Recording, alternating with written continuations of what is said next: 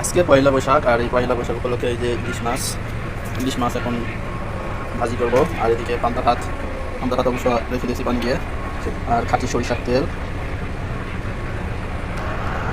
এই যে খাঁটি সরিষার তেল দিয়ে দিলাম। তেল একটু গরম করে নেবো। আজকে রান্না করবো চাকাগুলো আছে পান্তা ভাতের সাথে খাবো, আর হচ্ছে গিয়ে মাথাটা ঝোল করবো, আর লেজ আছে দুটা, লেজের ভর্তা, ইলিশের ভর্তা করে খাবো আজকে।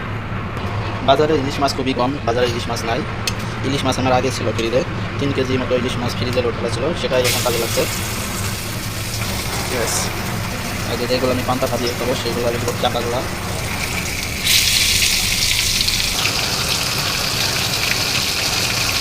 ইলিশ মাছ ভাজি আর পান্তা ভাত।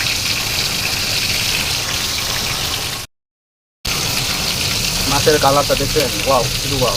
এগুলো আমি পান্তা ভাজিয়ে খাবো, সেই জন্য একটু বেশি কড়াকড়ি থাকতেছি। আর যখন ঝোল করবো, ঝোলেরটা ভাজি অল্প করতে হয়, নাহলে স্বাদটা পাবেন না, অরিজিনাল জেনুইন জিনিসের স্বাদ পাবেন না। ঝোল গ্রেভি মাছ রান্না করতে হলে ভাজি না করলেও চলে, আর ভাজি করলে হালকা। যেহেতু আমি ভাজি খাবো আর পান্তা ভাজি খাবার জন্য ভাজি একটু বেশি করে নিতেছি।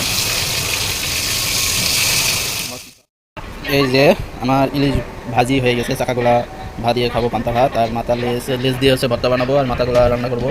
আর এই যে পান্তা ভাত, 2টা মরিচ, আর আস্ত করে একটা পেঁয়াজ, আর আছে লবণ। এই পান্তা ভাত ইলিশ মাছ দিয়ে এখন খাবো। আসলে মূল কথা, মধ্যবিত্তরা পান্তা ভাত সবসময় খাই, আমিও নিজেও সবসময় খাই পান্তা ভাত খুবই পছন্দ আমার। আজ যে পয়লা বৈশাখ বলে খাচ্ছি না, এর আগেও খাইছি।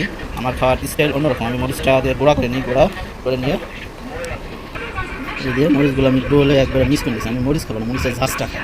এবার এই পাতিগুলো ফেলাই দিই, মরিচের ঝাঁসটা পান্তা ভাতের সাথে ঝোলের সাথে মিশে গেছে পানির সাথে, এখন শুধু ঝাঁসটা আছে। মরিচ হয়ে গেছে, এবার লবণ দেবো পরিমাণ মতো, লবণ দিয়ে নেবেন।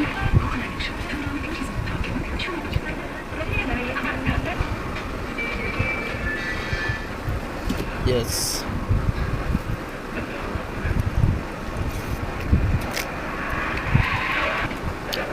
মজাই আলাদা, সেই স্বাদ অস্থির। এখন আর ভিডিও করতে পারছি না, এখন খাই দোস্ত, এত স্বাদ। পরে আপনারা নিজ বাড়িতে বানাই খান।